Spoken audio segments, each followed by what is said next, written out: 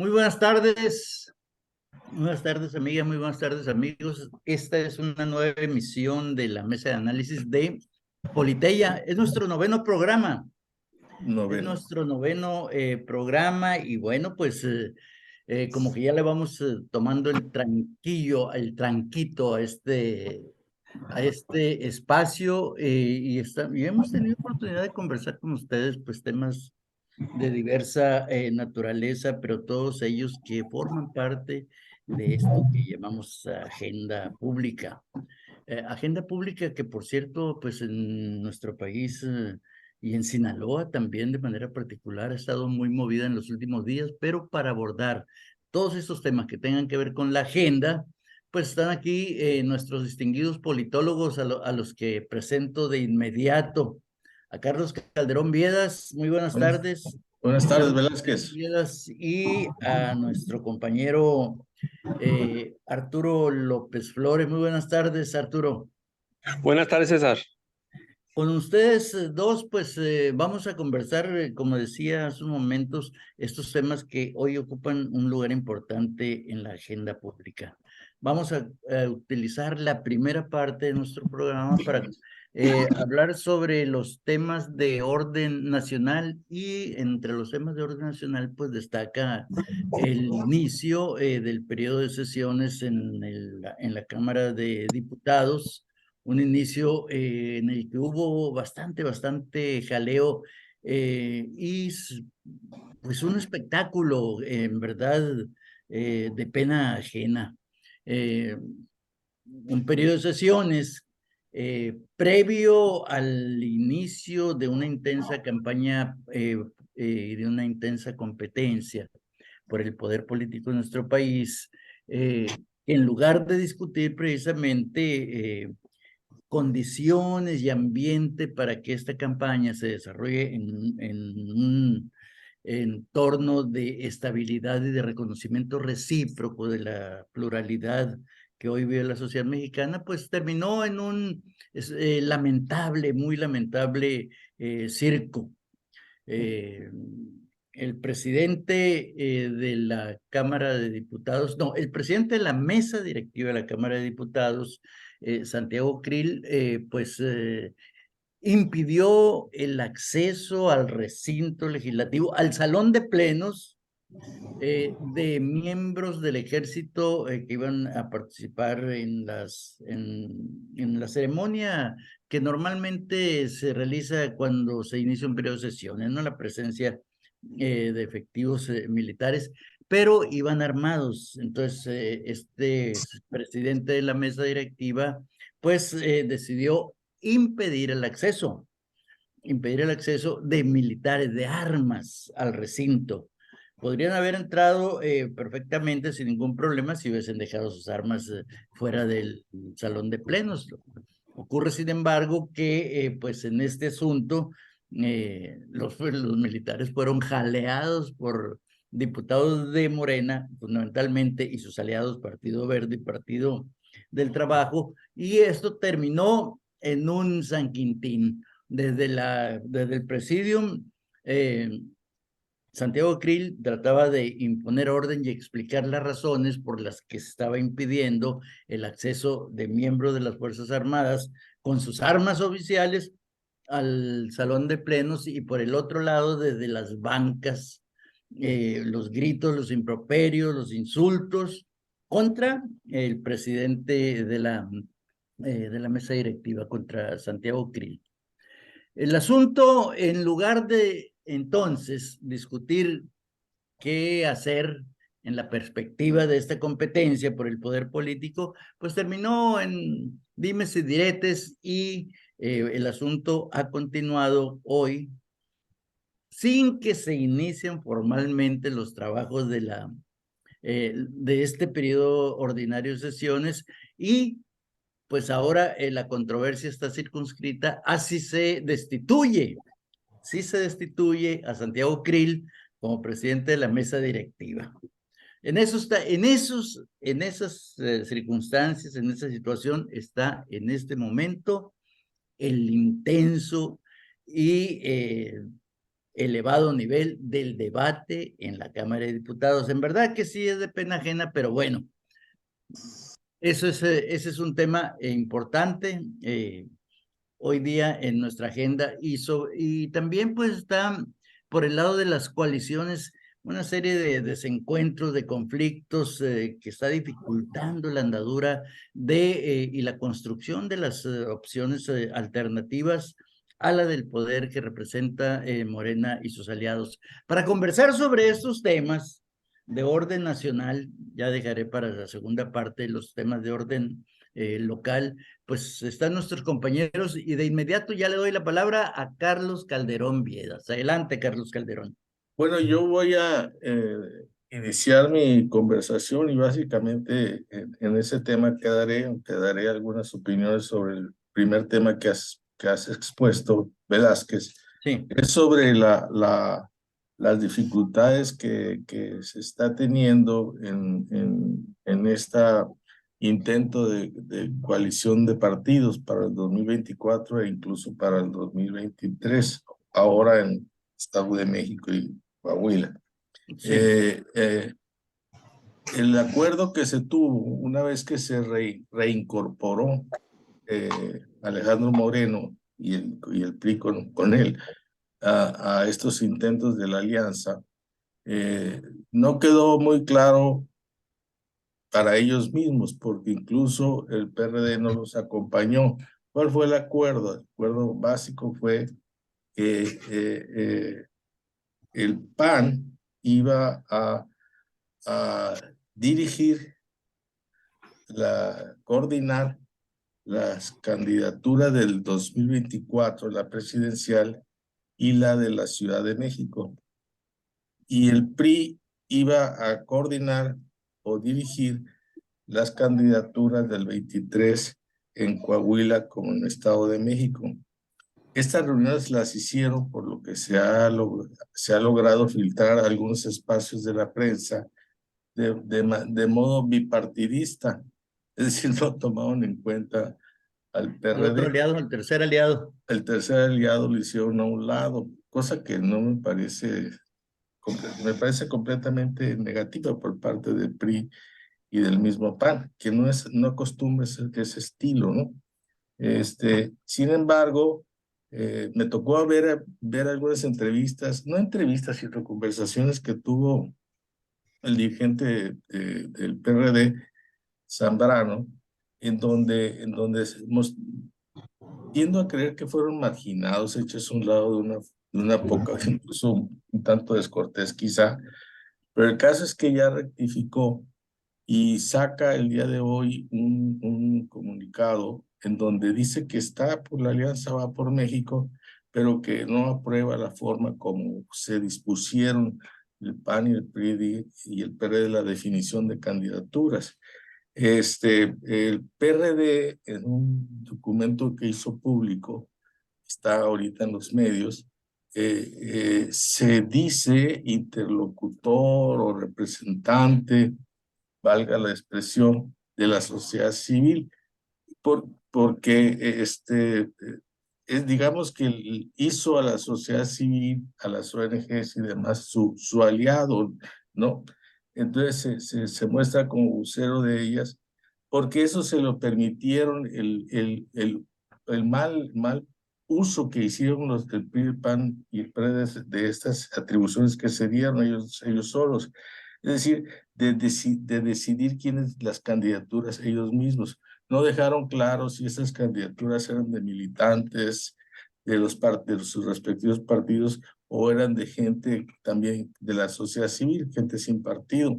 Parece ser, porque en la entrevista que yo le vi, en la conversación de Alito Moreno, parece ser que no se oponen a que sean también electos o designados, vaya, no sé de qué manera, que hubiera personas de la sociedad civil, o sea, gentes que no tienen vida partidaria, pero no está muy claro todavía. Tengo la impresión que se quieren apoderar de esos espacios de una manera un tanto desbalanceada.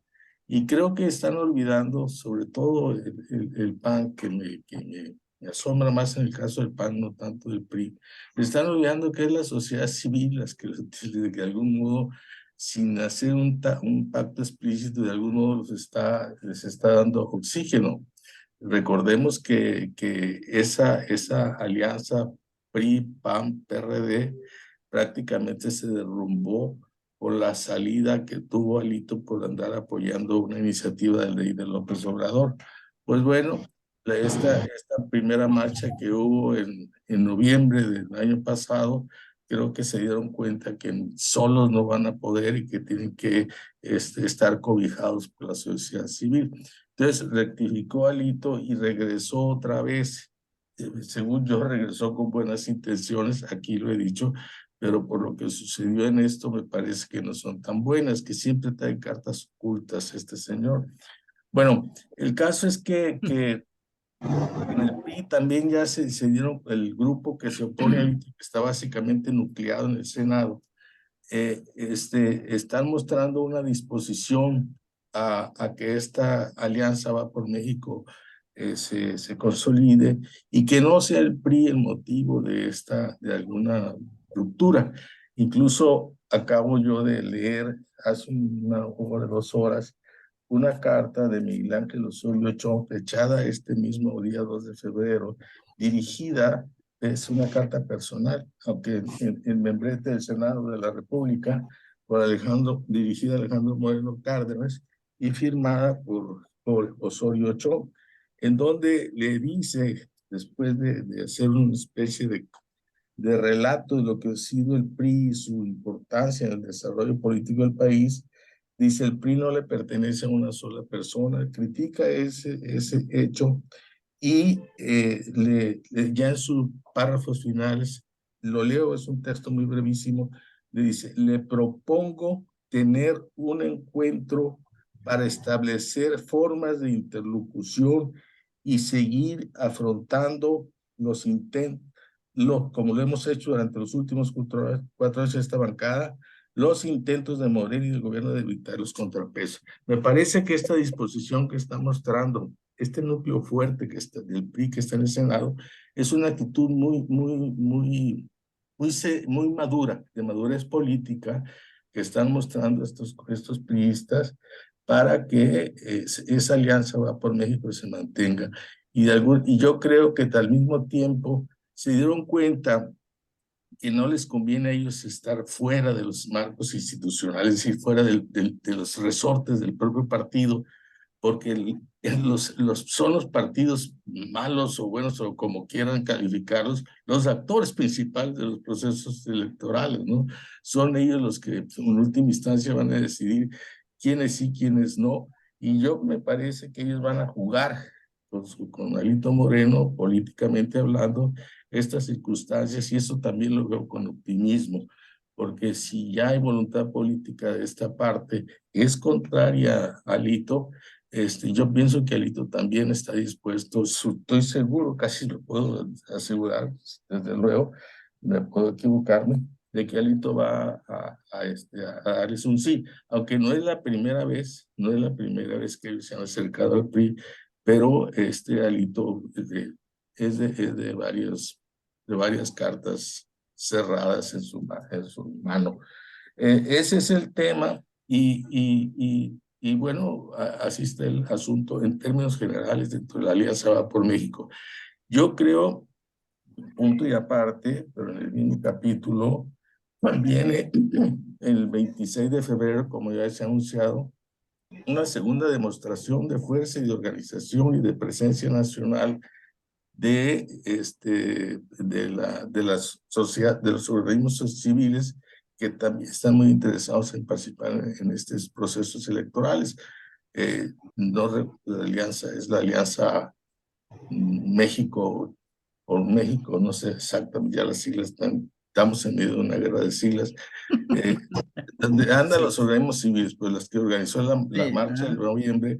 Ahora va a haber concentraciones, ya hay una veintena de ciudades relativamente importantes que van a participar, entre ellas se encuentra Culiacán, por cierto.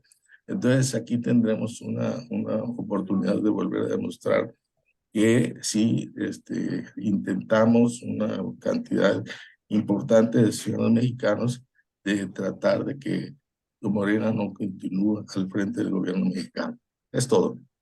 Muy bien, ya, sin más mediaciones, tiene la palabra Arturo López Flores. Bienvenido, Arturo. Bien, gracias. Mientras la oposición organiza marchas, López Obrador hace una infinidad de alianzas y parece ser que la fuerza de Andrés Manuel López Obrador es imparable.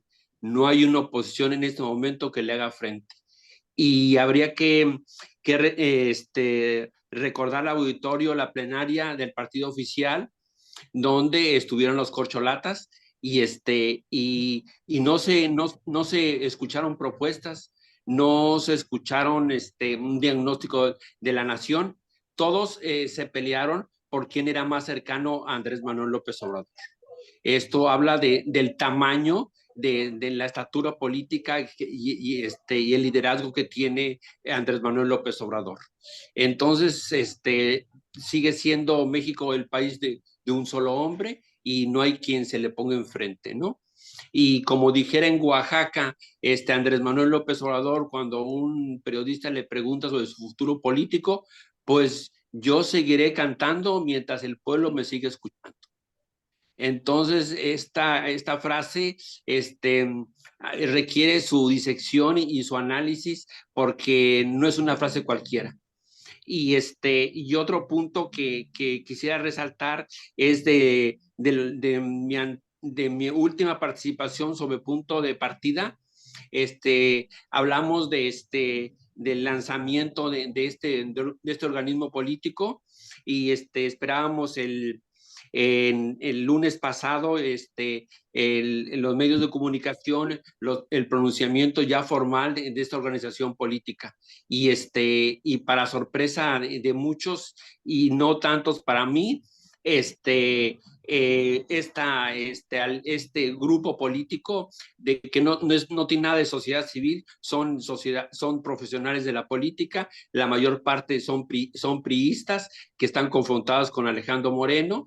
Y hay otras personalidades como Patricia Mercado que narro, y otras personalidades que vienen del alma mater de la Universidad Autónoma de México, vienen de otros lugares, ¿no? Pero la mayoría son profesionales políticos y el pronunciamiento del anuncio oficial de este organismo que convoca a la sociedad civil a que presente propuestas, fue eclipsado por el señalamiento de Andrés Manuel López Obrador en su mañanera, en el cual el punto de todas las columnas políticas era la ausencia y el deslinde de Cuauhtémoc Cárdenas de este grupo político, ¿no? Y había que recordar el binomio Cuauhtémoc Cárdenas, Andrés Manuel López Obrador, viene desde aquel éxodo de Tabasco, cuando pierde la candidatura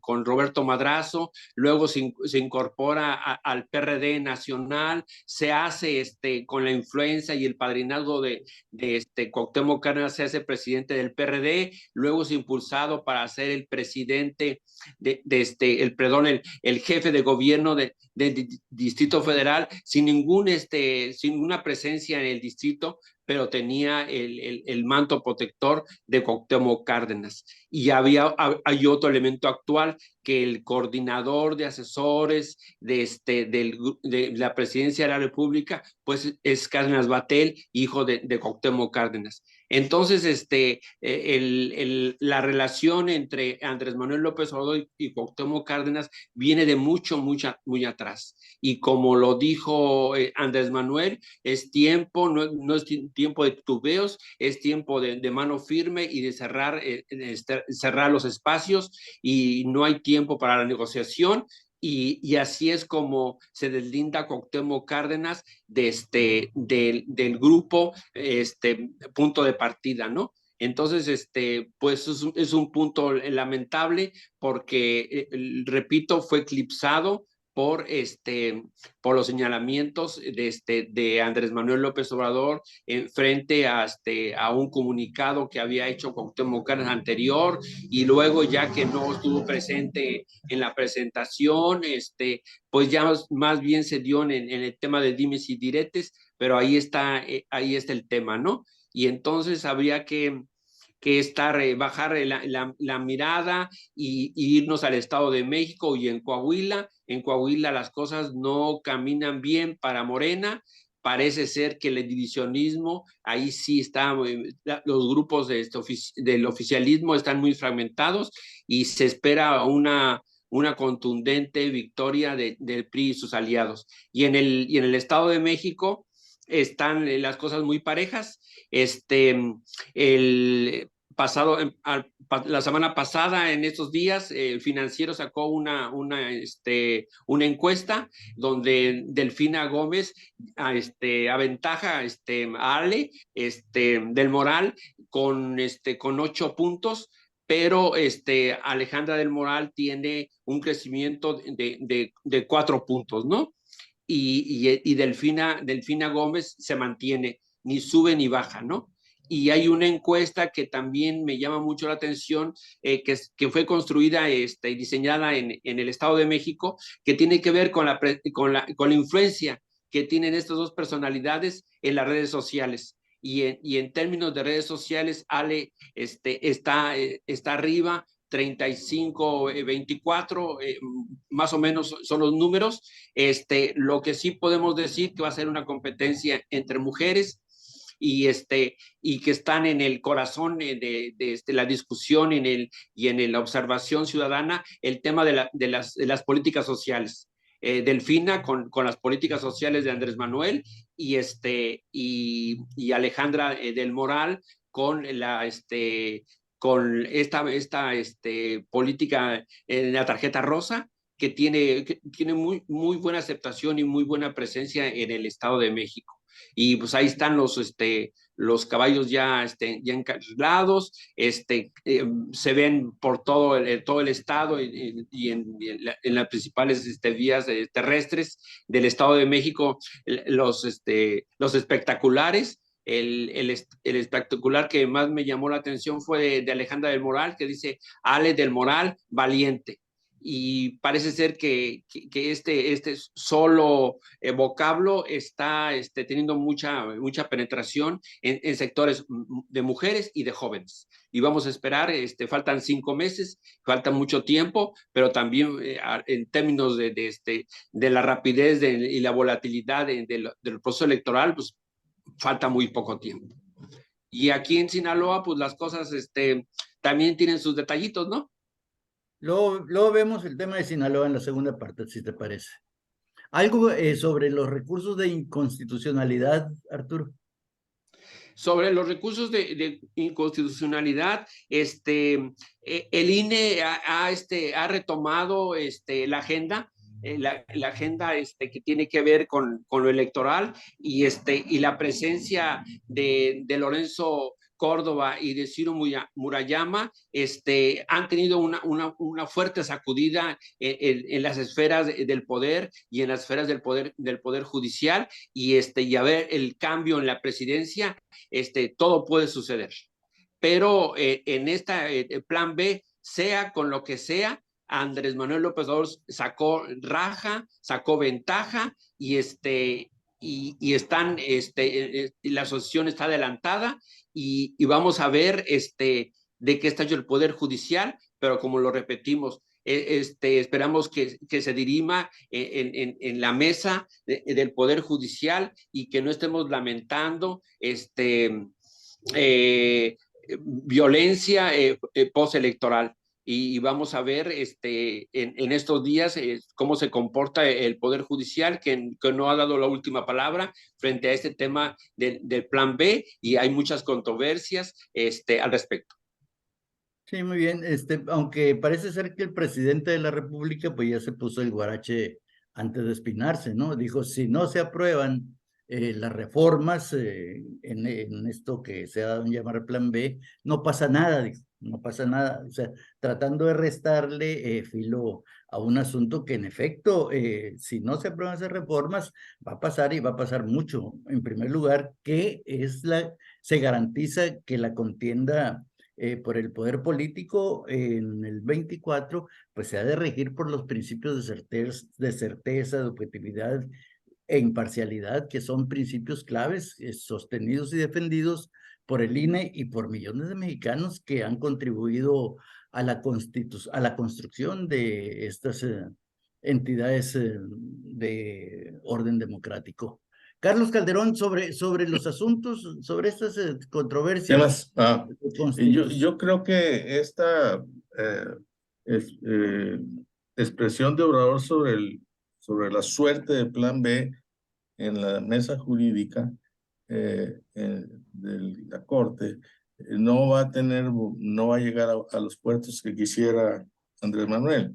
Me parece que ya prevé que van a ser fácilmente descalificados por los ministros porque están clarísimamente tienen elementos de inconstitucionalidad. Entonces creo que los van a batear y por lo mismo él ya se está expresando que no pasa nada, lo cual significa que está esperando el siguiente escenario, que es el cambio en el INE de consejero presidente y de consejeros en el INE. Entonces ahí las probabilidades de Obrador de que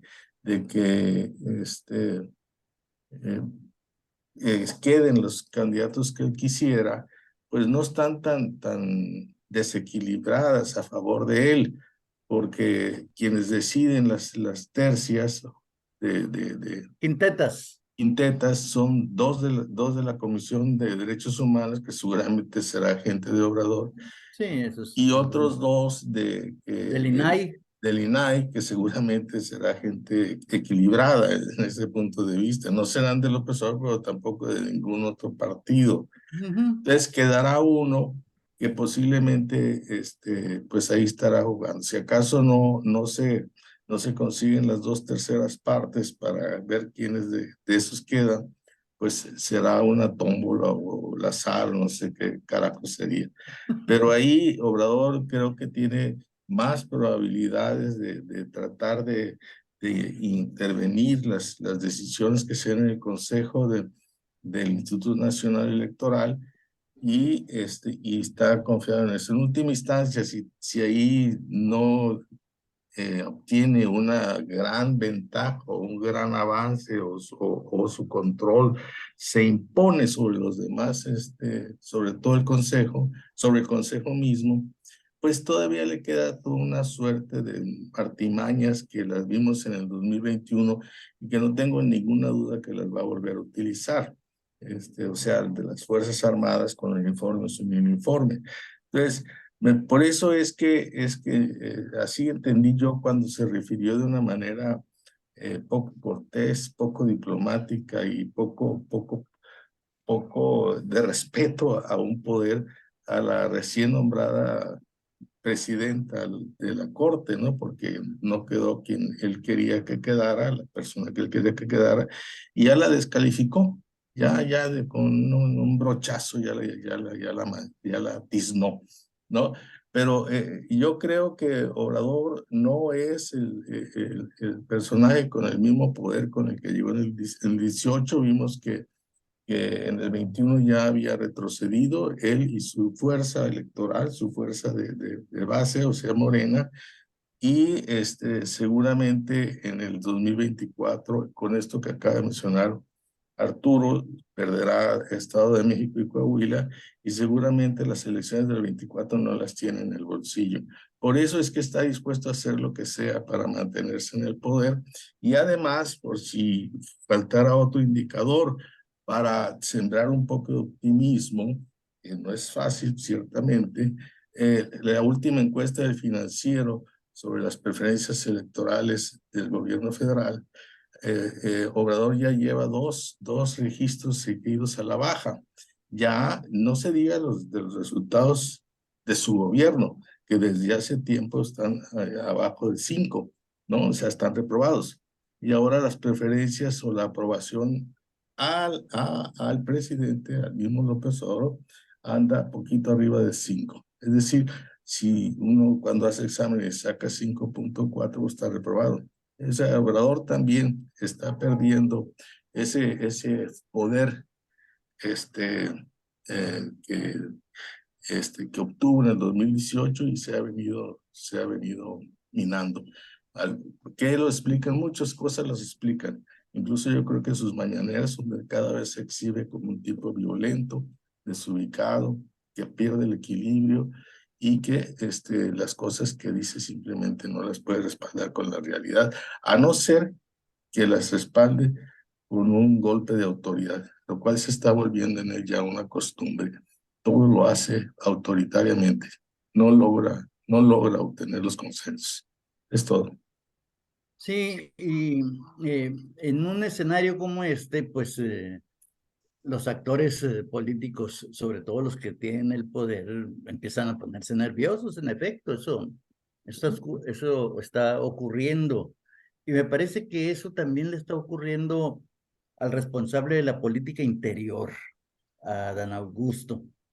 En el tema justamente del método para integrar a la estructura del INE, los 4 nuevos consejeros, 3 consejeros y un consejero presidente, pues la posición de Adán Augusto es en verdad muy lamentable. El responsable de la política interior, que es precisamente el que debe luchar y pugnar por los acuerdos, por la búsqueda de compromisos entre los actores de la vida pública, por la búsqueda de consensos, y ya da cualquier posibilidad de alcanzar un consenso como totalmente excluida en el trato entre los actores públicos. Es que no hay ninguna posibilidad de llegar a un consenso, porque además no se va a buscar, porque eso se corresponde con un modo de hacer y entender la política muy propio de ese pasado que, según ellos, pues fue nefasto porque permitió el reparto del poder a espaldas de la ciudadanía. Entonces, a eso nos puede llevar que ante la imposibilidad de buscar políticas de acuerdo y compromiso entre los actores, incluso las del reparto, porque no hay que negarlo, el reparto fue el modo también de hacer y de entender la composición del IFE primero en años pasados, ¿no? Es decir, un reparto en función del peso específico de cada una de las fuerzas con representación parlamentaria. Pero bueno, hay métodos, hay formas de constituir estos órganos. Yo no vería en verdad mayor dificultad, porque eso es la política es diálogo, la política es siempre negociación, acuerdo. Lo otro es entrar en una lógica que no es una lógica política, sino una lógica de guerra, y esa lógica de guerra, pues ya sabemos a dónde nos lleva, ¿no? Las experiencias pasadas, a dónde nos ha llevado, ya sabemos lo desastroso que ha sido. Cerramos este segmento con una última y rápida intervención de nuestro compañero Arturo López Flores. Arturo. Pues como yo quisiera repetir lo que yo ya dije, que la sucesión está adelantada, yo diría sumamente adelantada, y que está provocando confrontaciones tanto en el partido oficial como en las élites gobernantes, y que está siendo de mucho perjuicio para el mismo presidente, que se le empiezan a mover los aliados, y no se sabe realmente con cuántos cuenta el presidente de la República. Pero el presidente de la República va para adelante y cada día es más radical en sus pronunciamientos, en sus señalamientos, y vamos a esperar en estos días la oposición, cómo se reagrupa en un espacio que es fundamental, que es el poder legislativo. y a partir de la reorganización que tenga la oposición en el poder legislativo, vamos a ver de qué están hechos los políticos. Muy bien, pasamos al siguiente punto rápidamente. Carlos Calderón, ¿qué hay en Sinaloa? ¿Qué hay? Frío, hace frío. Una corriente gélida. Bueno. No, creo que para mí, desde mi desde mi mirada, la nota más relevante viene a ser la de la Universidad Autónoma de Sinaloa, que ha estado en prensa y noticiarios de medios electrónicos, y en donde Feliciano Castro, el presidente del Congreso, morenista desde luego, ratifica que efectivamente es el responsable de esa inquietud y que es compartida por otros diputados, entre ellos el diputado Lobo, que ya antes se ha expresado a favor de una revisión de la normatividad universitaria, en la misma idea de tratar de que desembarazar a la Universidad Autónoma de Sinaloa del partido político que la tiene, digamos, bajo su dominio. Entonces, eso sigue. Quizá no me atrevo a decir nada en firme en este sentido, porque el gobernador Rubén Rocha Moya dijo que si las cosas se ponían hacia troche y moche, pues él iba a enviar su propia iniciativa, con lo cual quiere decir que si las cosas se calman no habrá nada. Pero también al mismo tiempo en Mazatlán, Feliciano Castro dice que sí forma parte de la agenda legislativa una reforma a la ley orgánica de la UAS. No sé, no he escuchado más, hasta el día de hoy esas son las notas relevantes. Y esperemos a ver qué ocurre. Lo que decíamos la mesa anterior, una confrontación entre la universidad y el grupo político que la domina contra el gobierno del Estado, no le conviene ni a la universidad y tampoco al gobernador Rocha Moya, no le conviene, aunque en esta ocasión, fíjate cómo que llegaría un momento como este. En esta ocasión yo sí estaría de acuerdo con el gobierno y no con las autoridades de la universidad.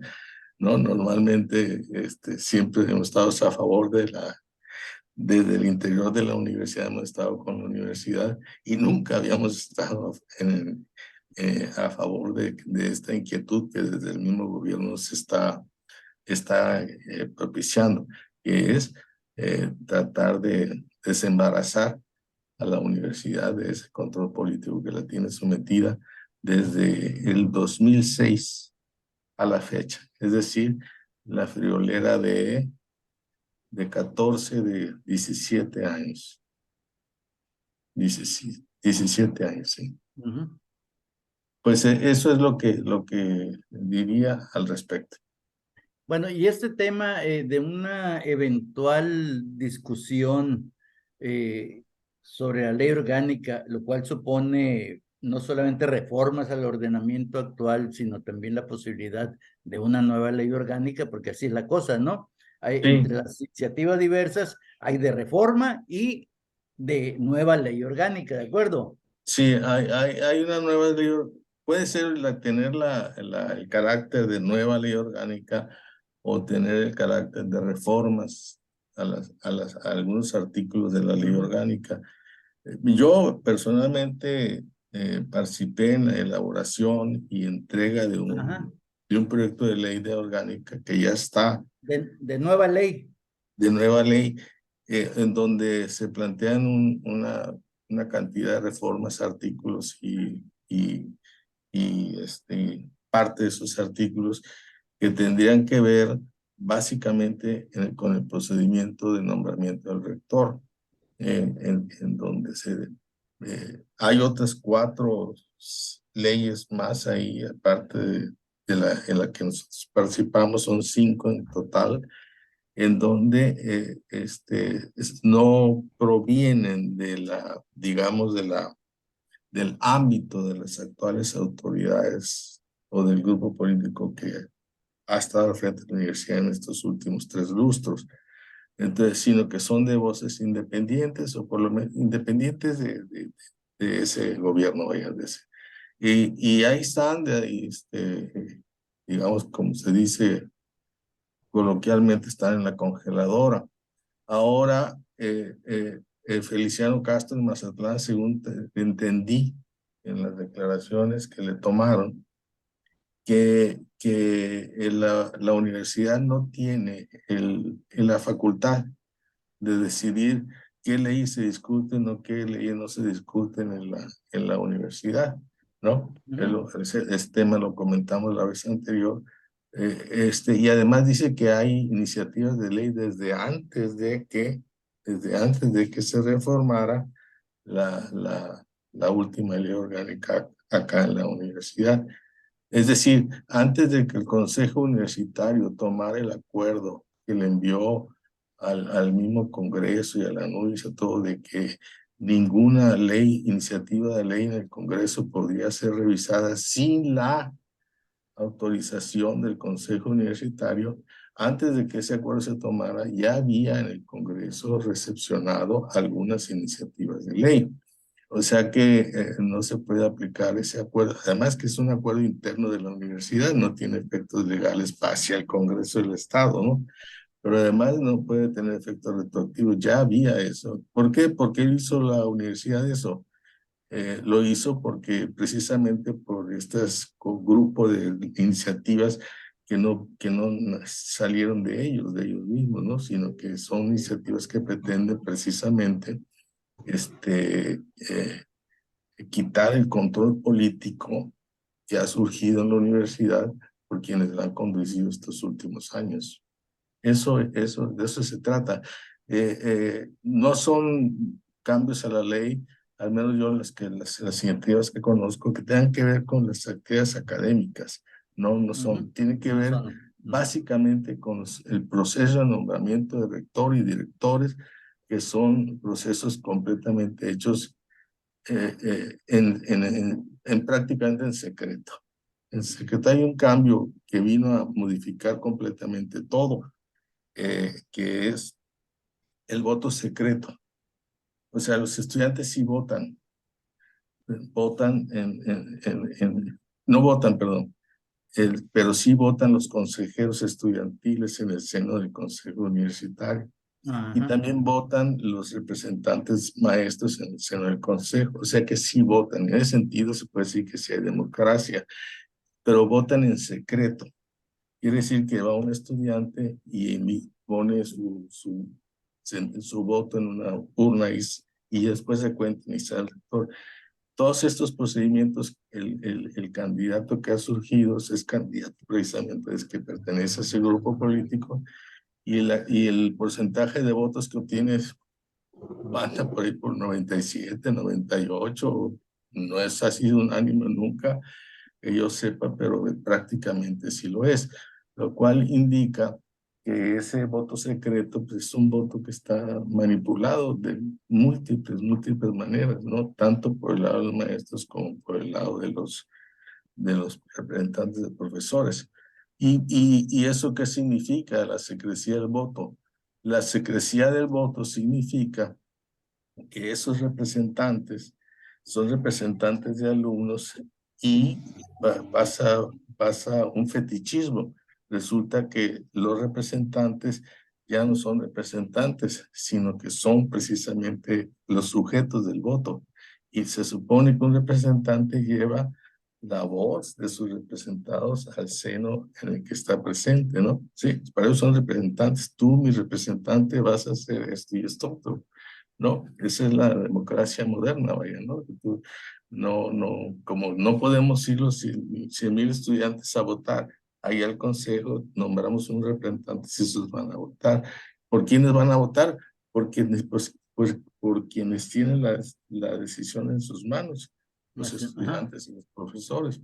Ese es un principio muy valioso y sigue siendo democrático, democracia pura, pero en la universidad no supimos utilizarlo de la mejor manera y esos procedimientos abiertos de nombramiento rector fueron marco de espectáculos verdaderamente denigrantes.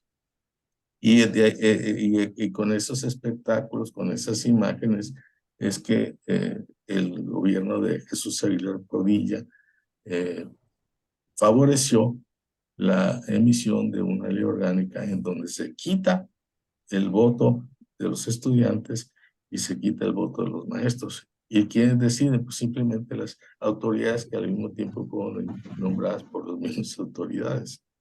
Entonces es un círculo, no voy a decir vicioso, pero cerrado, que se retroalimenta y no hay posibilidad de que haya una fuerza centrífuga. ¿Por qué? Porque la ley orgánica fue hecha precisamente para que eso ocurriera. Y lo que ocurrió fue un grupo que se tiene bajo su control la universidad por más de 15 años. Entonces lo que se trata es airear esos procesos sin caer en los excesos que antes se cometían, desde luego. Muy bien. Arturo. Pues yo no quisiera concluir esta mesa sin mencionar el sensible fallecimiento del exgobernador Jesús Aguilar Padilla. Y yo quisiera recordar aquel momento en el cual él toma el liderazgo del Congreso del Estado y en la 56 legislatura de Jesús Enrique Hernández Chávez se instituye el Instituto de Estudios Legislativos, otra forma de legislar y otra forma de hacer política. Y en la 57, siendo Jesús Aguilar Padilla el líder de la Cámara, no como se hace que hay que borrar todo lo antecesor. No, en este caso él no solamente fortaleció, sino impulsó lo que hoy tenemos como el Instituto de Estudios Legislativos, ¿no? Otra forma más científica, más ordenada, más analizada de ver la vida legislativa, el marco jurídico de Sinaloa. Y había que también, en términos de ya siendo gobernador, habría que decir que siempre dentro de su gabinete siempre fue impulsor de generar una nueva clase política. Y no es gratuito que el estado de Sinaloa tenga 3 liderazgos que llegaron a ser gobernadores y que fueron parte del gabinete de Jesús Aguilar Padilla. Es el Maloba, Mario López Valdés, Quirino Ordaz y Rubén Rocha. Los 3 fueron parte del gabinete de Jesús Aguilar Padilla. Le decimos adiós y un hasta pronto. Muy bien. Carlos Calderón, ¿algo más? Que te haya Pues, quedado por ahí. Pues la suerte de este grupo nuevo, quizás regresando al punto anterior, que surgió de México Colectivo, ¿no? Y que ya se abordó en la primera etapa del programa. El nombre, si tú lo inicias por sus siglas, es MC. Ese nombre no fue gratuito. Ese nombre hace recordar Movimiento Ciudadano. Y es por eso que se habla mucho de una presencia no abierta, pero sí notoria, de Dante Delgado en la promoción de esta organización. Bueno, estas figuras, como que ya las nombraron aquí algunas de ellas, no han tenido esa misma simpatía o decisión para irse para las otras organizaciones que se habían venido formando, pero todas ellas tienen un rasgo común. Fueron priistas en algún momento dado de su vida, desde Cuauhtémoc Cárdenas, Francisco Labastida y otros figuras importantes, personajes importantes que ahí se localizan. Entonces, creo que el mismo Dante Delgado fue priista, ¿no? creo que esa cuna de origen es la que hay, en el fondo hay un entendimiento más comunicación más accesible entre ese lenguaje más común. Y eso quizá haya hecho que se lograra ese grupo y que después de esta, no sé si llamarlo defección o darse de baja de Cuauhtémoc Cárdenas, pueda tener un buen futuro, ¿no? Creo que este intento de Osorio Chong y de ese grupo de senadores que están ahí, entre ellos se encuentran dos candidatas mujeres a gobernador, Silvia, Beatriz Paredes y Massieu, Claudia Ruiz Massieu. Entonces, yo creo que es un poco irse a, a resguardarse, ¿no? A tener un piso, una plataforma desde donde seguir peleando por la candidatura a la presidencia. Y está bien que se haga eso, pero creo que todo lo que está ocurriendo, pues si uno le busca, no son cadenas de causa-efecto, pero sí son articulaciones que están en torno a un mismo destino, que es la elección del 2024. Dante Delgado jugó o está jugando en ese México colectivo, que es un MC disfrazado de sociedad, eh, quizá porque está ya convencido de que no va a participar en la alianza de los partidos Va por México, no va a participar, no tiene interés en hacerlo y está jugando por ese lado porque sabe que como partido suelto, pues si acaso logrará su registro será bien suficiente para él, pero no para las perspectivas más amplias políticas que tiene, ¿no? Y bueno, eso es lo que se me había quedado, esas gotas en el tintero y las digo Muy para bien. dejar eso más o menos claro. ¿Algo que haya quedado por ahí, Arturo? Pues hablando de gotitas, tenemos una gotota ahí en el Poder Legislativo local, ¿no? Con el tema A del ver. Químico Benítez. Ya se inició un proceso de desafuero y vamos, ya el gobernador habló al respecto y que va a analizar el tema de la Secretaría. Sí, quedaste congelado. Bueno. Muy bien. Bueno, pues con la imagen de Arturo congelada. Ya regresó la voz. De turismo. Es que No, se está cortando te interrumpió Arturo. Sí. Sí, esto.